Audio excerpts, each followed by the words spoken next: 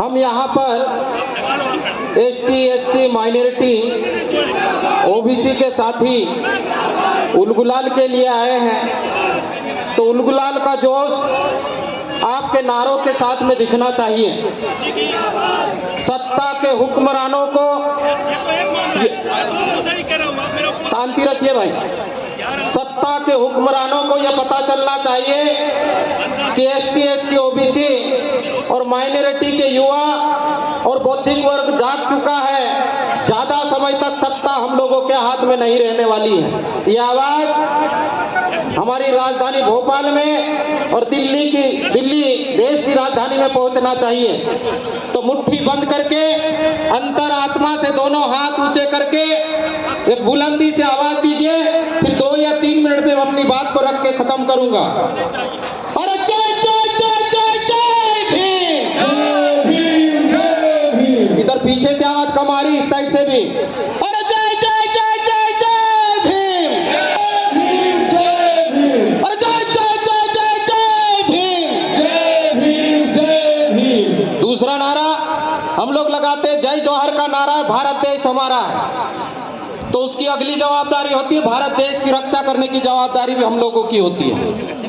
यदि इस देश में जो किराएदार हैं या मकान के किराएदार को मकान की रक्षा की जवाबदारी दोगे तो उसकी कोई गारंटी नहीं है। हम इसके असली मालिक हैं तो उसकी रक्षा की जवाबदारी भी हम लोगों की है। भारत देश की रक्षा कौन करेगा? हम करेंगे, हम करेंगे। भारत देश की रक्षा कौन करेगा? हम करेंगे, हम करेंगे। संविधान की रक्षा कौन करेगा? हम करेंगे, हम करेंगे। संविधान की रक्षा कौन करेगा? उसकी असल वजह को हम लोगों को समझ लेना चाहिए। मंचासीन सभी सम्मानित साथी भी और मंच के सामने बैठे हुए सभी साथी भी।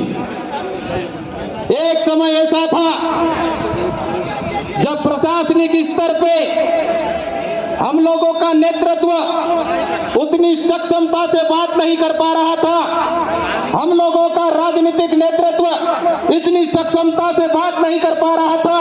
तब इनके पेट में कुछ नहीं दुख रहा था। लेकिन आज की तारीख में हम लोगों का चाहे प्रशासनिक नेतृत्व हो या राजनीतिक नेतृत्व हो, पूरी मजबूती के साथ में बात रख रहा है और संविधान में दिए हुए हक और अधिकार को मांगने की बात कर रहा है।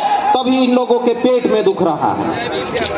असल बात यही है। और इसीलिए इन लोगों ने, चाहे प्रदेश की बात करो, देश की बात करो, जहां से हमारा नेतृत्व तैयार होता है, असल बात है शिक्षा। शिक्षा, सही शिक्षा, उच्च शिक्षित होने पे हम लोगों का सही नेतृत्व निकल के आता है। तो उन लोगों ने सरकारी शिक्षा व्यवस्था को तहस नहस करके प्राइवेटाइजेशन के हाथ में दे दिया है।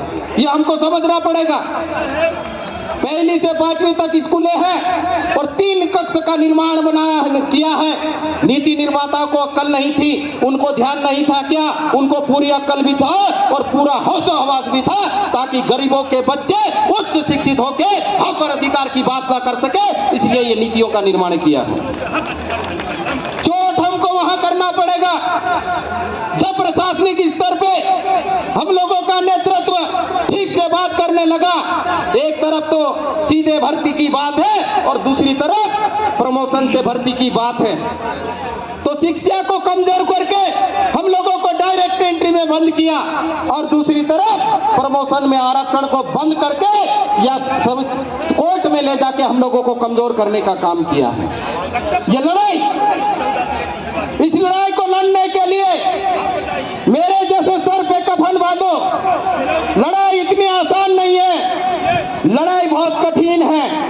यदि हमको सामने लड़ना पड़े, भिड़ना पड़े, जुटना पड़े, जुट जाइए। और यदि सामने से वार हो तो सामने से गोली खाइए। समाज और देश के लिए पीठ पे गोली कभी नहीं खाना। मैंने नौकरी छोड़ के, लोगों ने बोला कि ये पागल हो गया है, सेल टैक्स ऑफिसर की नौकरी छोड़ के ये समाज के काम करने की बात कर रहा है। लेकिन आप और हम जैसे